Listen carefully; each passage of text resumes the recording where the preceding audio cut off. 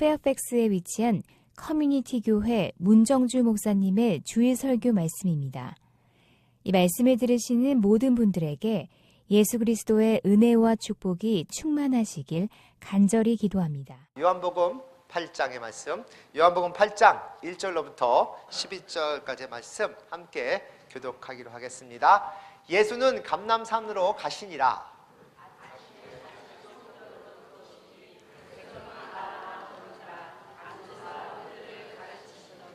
서기관들과 바리새인들이 음행 중에 잡힌 여자를 끌고 와서 가운데 세우고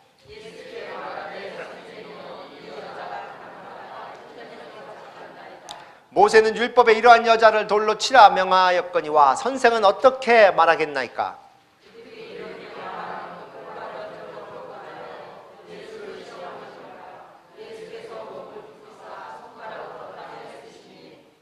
그들이 이렇게 말하면 고발할 조건을 얻고자 하여 예수를 시험함이러라. 예수께서 몸을 굽히사 손가락으로 땅에 쓰시니 7절이요. 7절이 없습니까? 성경책 갖고 오신 분은 성경책을 찾아야 하실 시간이 된 것 같습니다. 다시 왔습니다. 시작.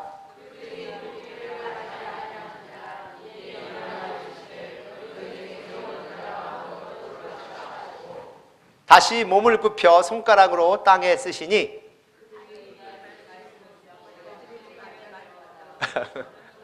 시작. 그들이 말씀을 듣고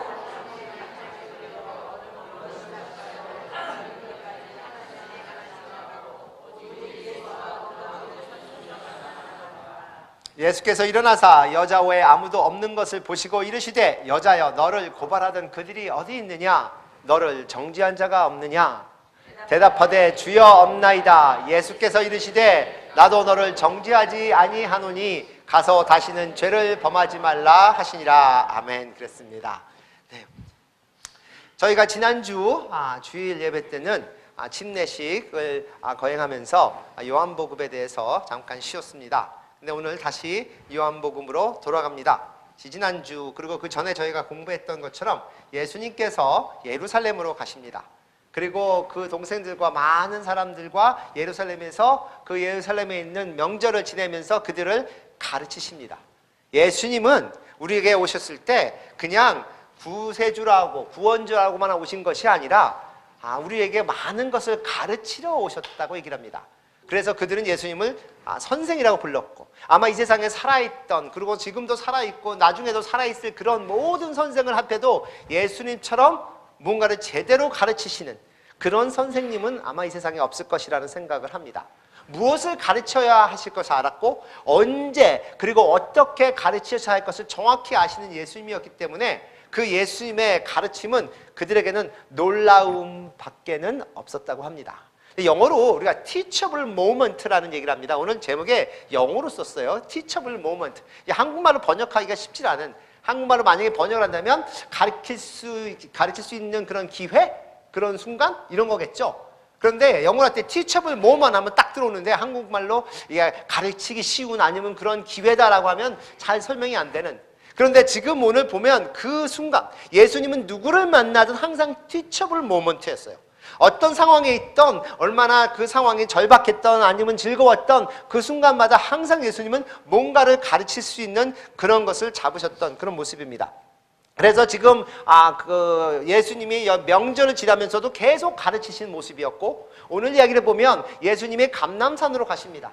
이 명절이 끝나고 사람들이 흩어졌는데 이 감람산은 예수님께서 쉬시는 가장 favorite place라고 하죠. 거기에 가기를 좋아하시는 그래서 저녁이 되면 조용히 가셔서 혼자 쉬셨던 그런 모습인데 그렇게 잠깐 쉬었다가 다시 나오셔서 다시금 성전에 와서 예수님이 가르치시는 모습으로 이야기는 시작이 됩니다. 그런데 열심히 배우고 있는 그 와중에 여기에 나오는 것처럼 여기에 서기관들과 바리새인들이 이제는 예수님을 어떻게 해서 예수님을 못 받거나 잡거나 그 7장 마지막 부분에 뭐래요? 이 바리새인들과 서기관들이 그 성전을 지키는 자들을 보내서 예수님을 잡아오라 그러죠. 그런데 잡아오라 그러는데 결국은 가서 예수님 말씀 속에서 놀래서 손도 못 대고 돌아옵니다.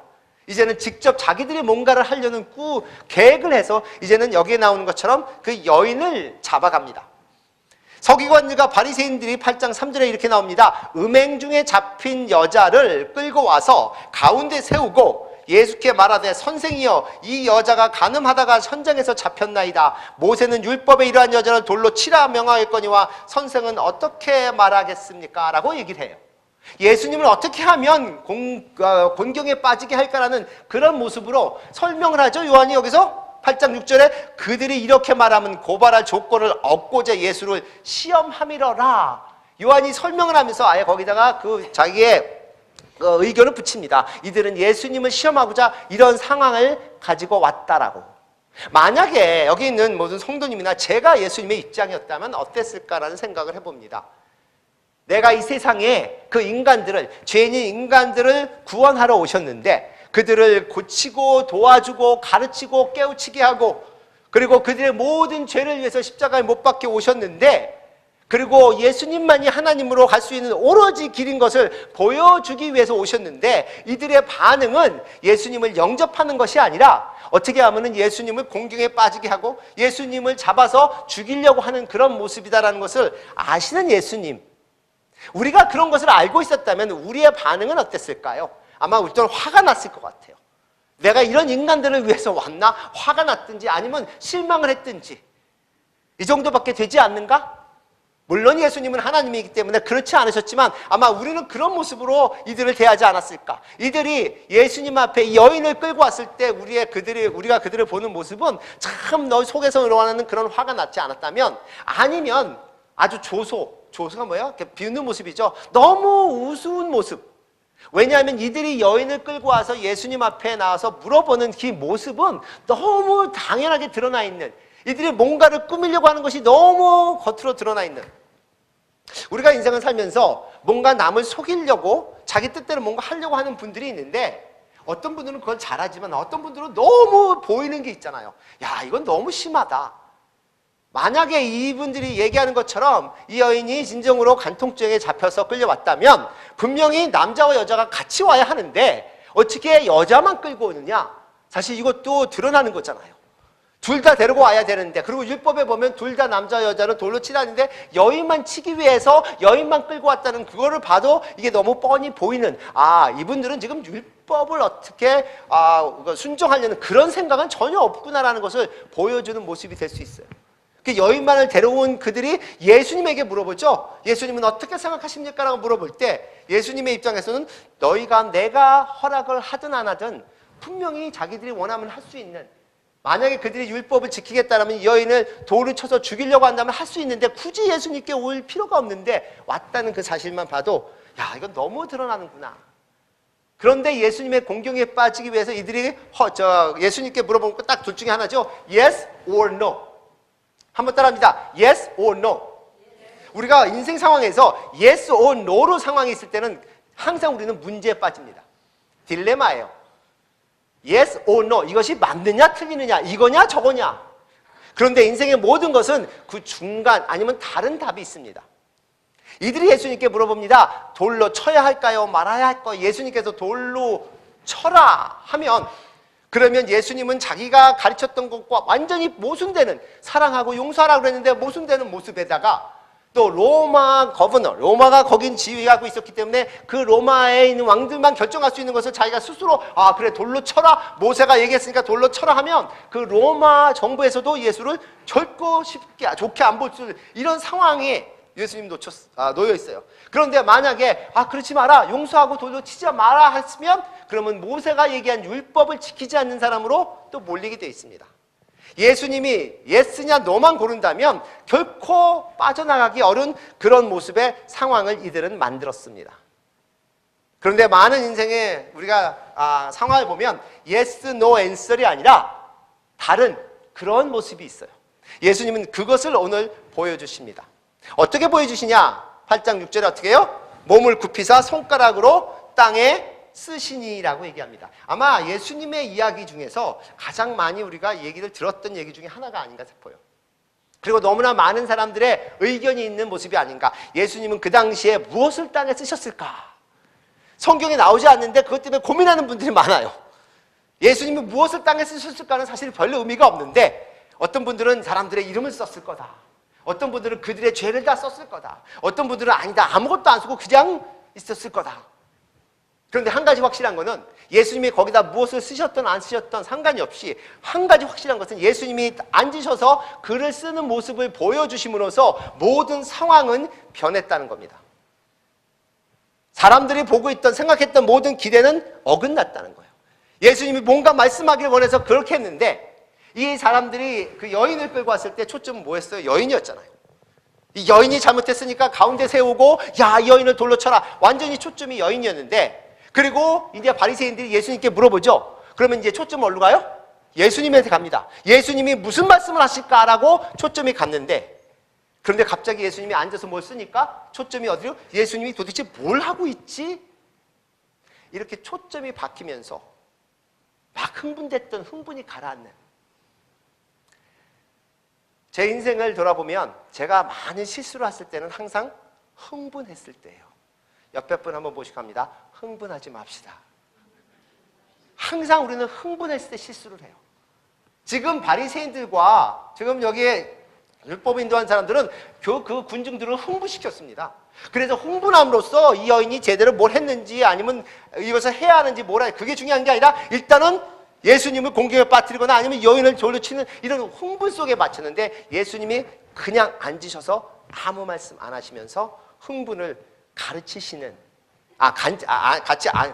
흥분을 안 치시는 그런 없애는 그런 모습을 보이셨는데 제가 알고 있는 목회자님 중에서 이 지역에 한두 분 정도 그런 분이 계셨어요. 목회자님들이 모여서 의견을 나누면 피 터집니다. 그냥이 아니라 피 터져요. 왜냐하면 목회자님들은 다 자기들이 믿는 확신을 갖고 다녀요. 그러니까 교인들도 마찬가지예요. 열심히 믿는 분들이 부딪히면 피 터집니다. 적당히 믿는 분은 피 안 터져요. 그냥 적당히 믿으니까 뭐 그까짓 거 하시는데 열심으로 믿는 분이 교회에서 모이면 피 터져요. 그런데 제가 알고 예전에 알았던 한두 분 목사님은 막 그렇게 열심히 막 의견 충돌했을 때 딱 오셔가지고 잠깐만요 하고 딱 그냥 마이크만 잡아도 그냥 조용해져요. 일단은 그분들은 말씀을 천천히 하시더라고요. 톤도 그냥 많이 톤이에요. 그분들이 설교를 하면 졸릴 것 같아요. 그런데 흥분을 가르치는 데는 아주 완전히 100%. 우리 이러지 맙시다 하면 갑자기 사람들이 조용해져요. 지금 예수님이 보여주시는 것이 그거예요. 아무 말씀 안 하시면서 조용히 앉아서 그 쓰는 그 모습을 통해서 사람들의 초점이 바뀌고 기대했던 것이 달라지고 가면서 흥분으로 뭔가 해야 되는데 흥분이 가라앉는. 아이들 잘못 썼을 때 부모님들이 주로 많이 뭐라 그래요? 한국에 있는 그 부모님들은 잘 모르겠지만 제가 미국에서 이제 아이들 키우다 보니까 막 화가 나면 당장 뭐라 그래? 너 방해 가. 그렇게 하죠. 너 방해 가. 그런데 대부분 방해가 할 때 그건 아이들에 대한 그런 벌이죠. 너 방해 가서 혼자 조용히 있어. 네가 뭐 잘못했는가 생각해봐. 할 수도 있는데 제가 해보니까 그게 아니고 너 방해 가. 나 생각 좀 하자. 내가 생각할 시간이 필요해. 내가 진정한 시간이 필요하니까 너 딴 데 가 있어. 내가 진정해서 제대로 생각 좀 하자. 예수님이 그렇게 시작을 하셨습니다. 그리고 그들에게 세 가지 진리를 가르치십니다. 티처블 모먼트예요. 이들은 흥분돼 있고 이들은 예수님을 뭔가 공경에 빠뜨리려고 왔지만 예수님은 그것을 바꿔서 내가 너에게 진리를 가르칠 이런 티처블 모먼트가 왔다고 세 가지 진리를 가르치는데 첫 번째 가르치실 건 뭐냐면 죄에 대해서 가르치시는 거예요. 신기하지 않으세요? 예수님이 야 죄에 대해서 가르칠 테니까 모여라. 성경 공부하자. 죄가 문제 아니냐. 이렇게 말씀하신 게 아니잖아요. 지금 상황에서 일어나는 일상생활에 있을 수 있는 그런 상황에 예수님이 내가 너에게 죄에 대해서 가르쳐 주리라. 그리고 말씀하십니다. 7절에 너희 중에 죄 없는 자가 먼저 돌로 치라 라고 말씀하세요. Yes 아니면 No 칠까요 말까요 그랬는데 예수님이 초점을 다시 한번 바꿉니다. 제가 알고 있는 많은 진정한 지도자들이 그걸 잘 아세요. 초점을 바꿔버려요. 대화를 나누시면서 그 대화를 얘기하지 마시고 그냥 들어만 보세요.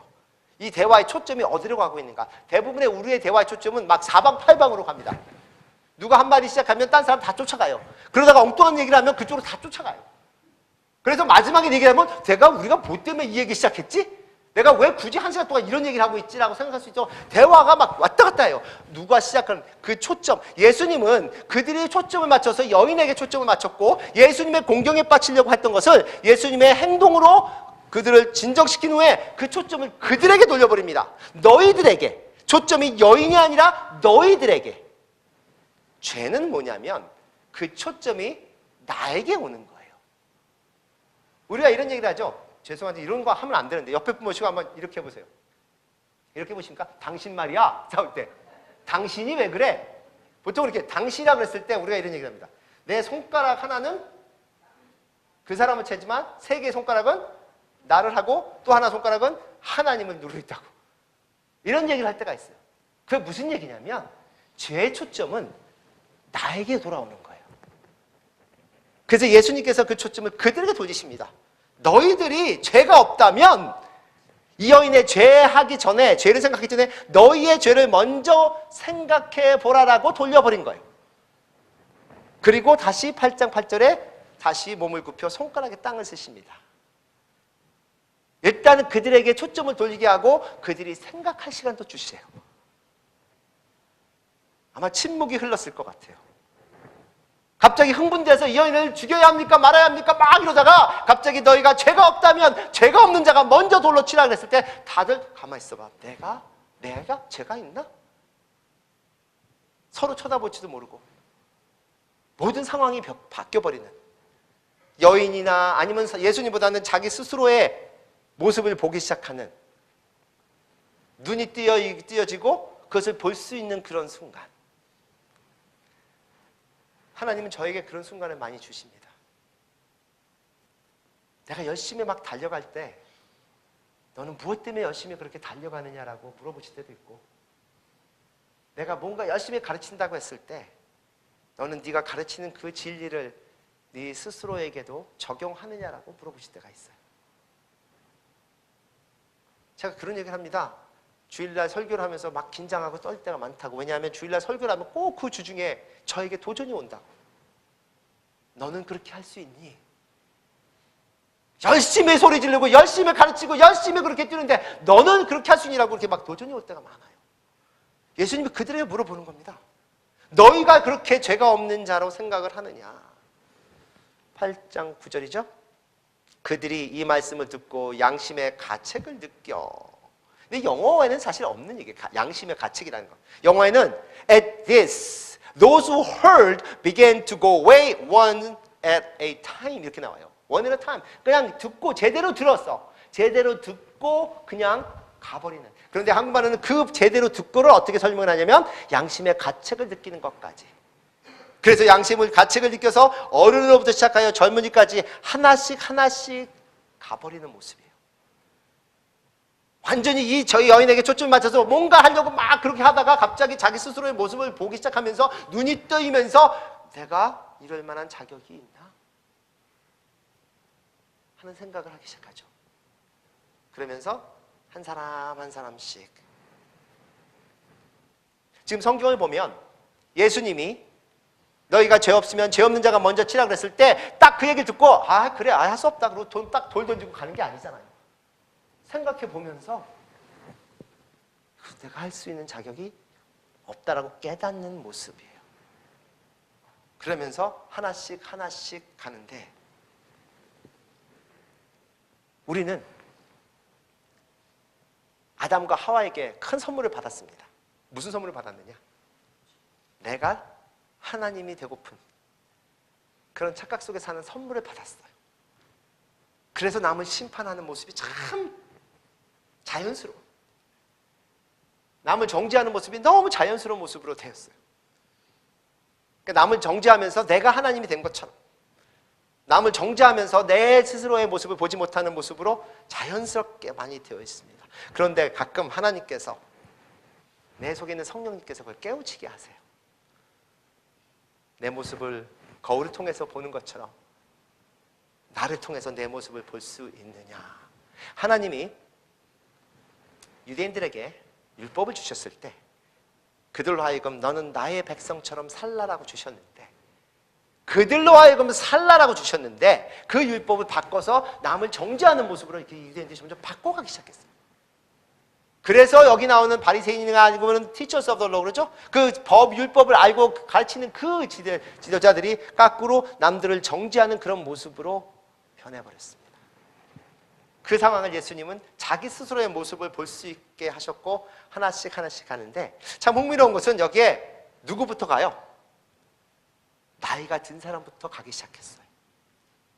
나이가 든 사람부터 가기 시작했어요. 나이가 들었다는 의미가 있다는,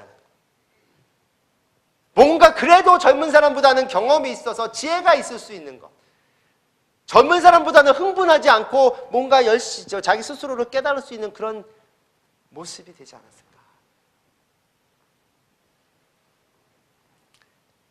오늘 아침에 어저께 보는데 제가 한국에 있는 친구가 밴드라고 해서 어떤 글을 올려서 보냈더라고요. 우리 친구들끼리 있습니다.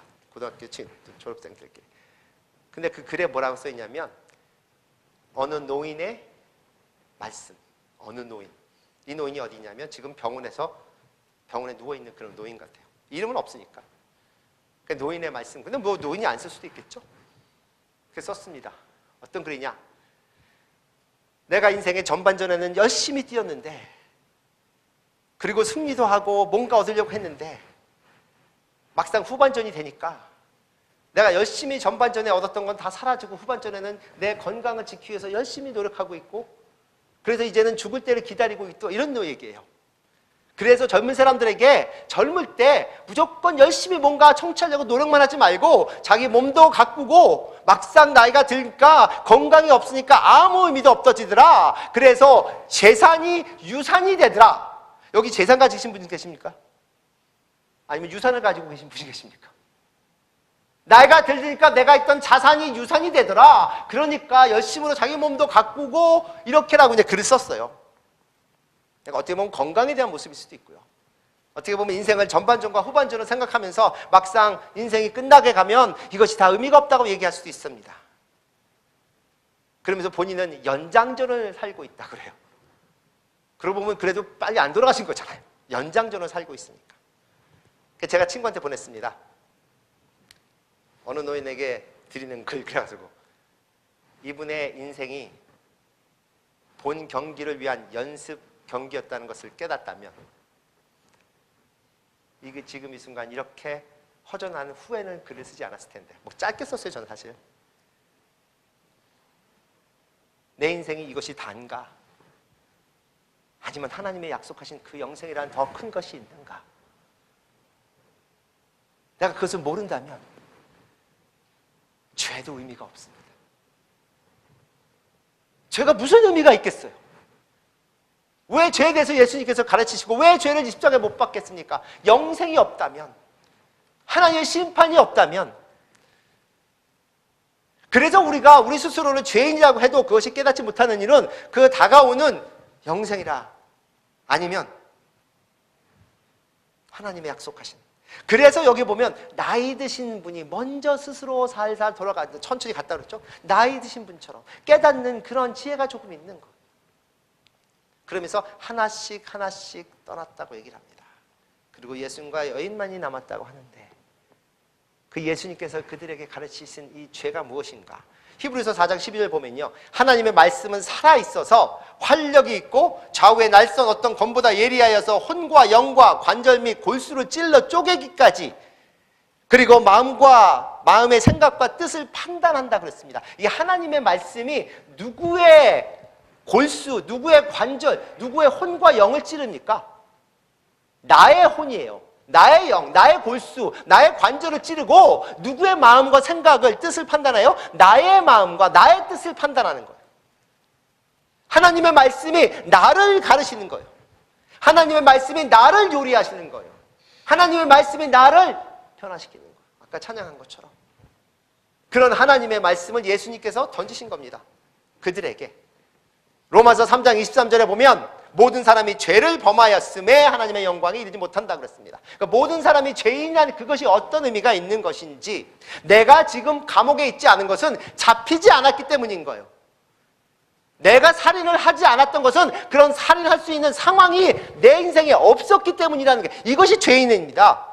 내가 살인을 안 한 것은 내가 더 잘나서가 아니라, 내가 더 선해서가 아니라, 나도 그런 상황이면 충분히 살인할 수 있는 자라는 깨달음, 이것이 죄인인 거예요. 나도 할 수 있는데. Thank God.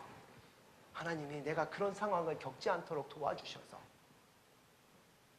그래서 살인한 사람에게 손가락질 할 수 없는, 그들이 잘했다는 게 아니잖아요. 이것이 예수님이 가르치시는 거예요. 그래서 마태복음 7장 3절부터 5절까지 보면, 어찌하여 형제의 눈 속에 있는 티는 보고 내 눈 속에 있는 들보는 깨닫지 못하느냐, 이런 거예요. 다른 사람의 티보다 내 눈에 들보를 볼 수 있는 것이 죄인의 모습입니다. 하나님, 제가 누굽니까? 라는 거예요. 그래서 하나님, 예수님께서 너희가 이 외식하는 자라고 부르지 않을 수 있도록 내 스스로의 들보를 볼 수 있는 우리들의 모습. 교인들의 대화와 믿지 않는 분들의 대화의 차이는 뭐냐? 교인들의 대화는, 지난주 제가 제 얼마나 큰 들보를 본지 아십니까? 그렇게 큰 죄를 졌어요?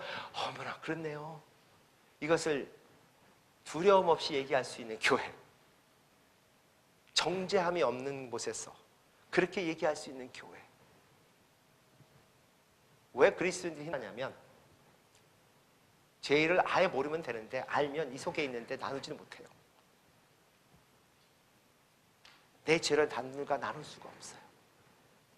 이 속에만 있습니다. 예수님께서 그들에게 도전을 하십니다. 너희가 진정으로 죄가 없다면 먼저 돌로 치라. 두 번째로 은혜에 대해서 가르치세요. 이것은 너에게 은혜를, 그들이 다 떠납니다. 8장 10절이죠. 예수께서 일어나셨어요. 그리고 여자 외에 아무도 없는 것을 보시고 이르시되, 여자여, 너를 고발하던 그들이 어디 있느냐? 너를 정죄한 자가 없느냐? 여자가 없나이다. 예수께서 이르시되, 나도 너를 정죄하지 아니하노니 라고 말씀하십니다. 예수님의 은혜잖아요. 나도 너를 정죄하지 아니하리라. 하나님께서 우리에게 계속해서 주시는 기회가 있습니다. 어떤 기회예요? 하나님께서 다시 돌아올 수 있는 그런 하나님의 은혜를 주시는 거예요. 그런 기회를 주시는. 다른 사람들은 그 여인을 심판할 수 있는 자격이 없어요. 정죄할 수 있는 자격이 없었습니다. 하지만 예수님은 정죄할 수 분명히 있는데도 불구하고 정죄하지 않겠다고 말씀하신 거예요. 이 여인의 모습을 상상해 봅니다. 사람들에게 끌려가서 그 많은 군중들이 여인을 잡아서 죽이겠다고 서 있는, 그렇게 완전히 떨고 있는, 자기 인생 속에서 가장 암흑스러운, 야, 이제는 나는 끝났구나, 난 이제 죽은 모습이구나, 이렇게 떨고 있는 여인에게 예수님의 한마디가 희망이 되었고 빛이 되었습니다. 예수님의 한마디 던진 그 한마디 때문에 그 많은 사람들이 조용히 사라지고 이제는 자기 혼자 있는 모습이 되었습니다.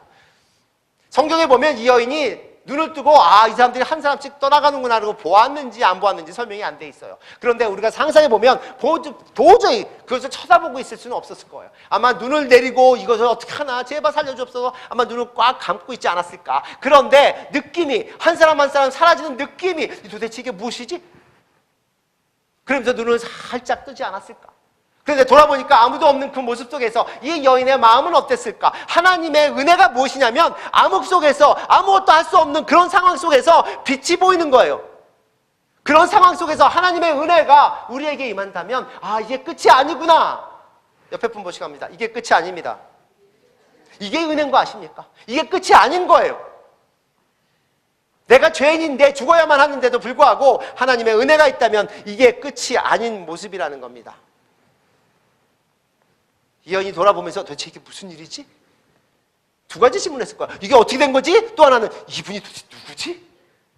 이분이 도대체 누구길래 한마디에 이런 상황이 완전히 뒤바뀔 수 있는가? 역전이 이렇게 될 수 있는가? 하는 질문을 하지 않았을까? 그런데 이 여인은 예수님에게, 예수님 도대체 누구십니까? 라고 질문할 수 있는 용기도 없었을 거예요. 예수님이 먼저 얘기하시죠. 너를 심판할 자가 있느냐? 나도 너를 심판하지 아니하노라. 내가 진정으로 예수님을 믿는다면 매일매일 내가 들어야 하는 그 말씀이 있습니다. 무엇이냐? 나도 너를 심판하지 아니하리라. 나도 너를 정죄하지 아니하리라. 내가 아무런 죄가 있고 힘들고 고통스러워도 예수님이 나의 믿음 때문에, 나의 신앙 때문에 나는 너를 정죄하지 아니하라는 말씀을 우리가 들을 수 있어야 그 말씀을 또 나눠주고 알려주고, 그래서 그들이 진정으로 그 죄에서 구원받을 수 있는 길을 열어주는 것이 그리스도인들의 모습이라는 거예요. 나는 정죄받아야 당연한데 예수님은 정죄하지 않겠다고 하시는 그 모습이에요. 로마서 8장 1절이죠. 그러므로 이제 그리스도 예수 안에 있는 자에게는 결코 뭐가 없어요? 정죄함이 없나니. 그런데 우리는 그리스도를 믿으면서도 상당히 정죄하기 바쁩니다. 다른 사람은 정죄하기 바빠요. 아마 우리 대화 중에서 50%인지 70% 모르겠지만 많은 대부분의 대화는 뭐예요? 누구를 정죄하는 얘기예요. 작은 정죄, 큰 정죄 살 거 없습니다. 정치하는 분이나 아니면 무슨 엔터테이너나 아니면 우리 집에 옆집에 아저씨나 아줌마나 아니면 가족의 일원이나 우리가 얘기하는 대부분의 모습은 신문을 봐도 대부분 다 정죄하는 모습이잖아요. 우리는 그런 모습으로 살아갑니다. 정죄 속에서 살아가는데 하나님께서는 그 안에는 정죄가 없느니라고 말씀하세요. 그리고 베드로전서 4장 8절에는 한번 다 합니다. 시작! 무엇보다도 뜨겁게 서로 사랑할지니 사랑은 허다한 죄를 덮느니라. 어떻게 사랑해요? 뜨겁게. 다시 한 번 더 어떻게 사랑해요? 뜨겁게. 뜨겁게 사랑하십니까? 뜨겁게 사랑하라고 그랬어요. 어떻게 뜨거워야 사랑은 허다한 죄를 덮을 수 있을 만큼 뜨거워야 된다 그러는데 내가 사랑하는 사랑이 그 죄를 덮을 수 있을 만큼 뜨겁습니까? 라는 거야. 예수님의 사랑은 그 죄를 덮을 수 있을 만큼 뜨거웠단 말이에요.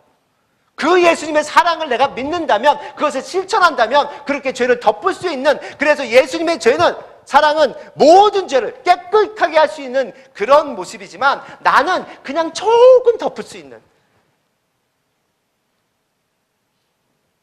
그런 사랑을 나는 하고 있는지.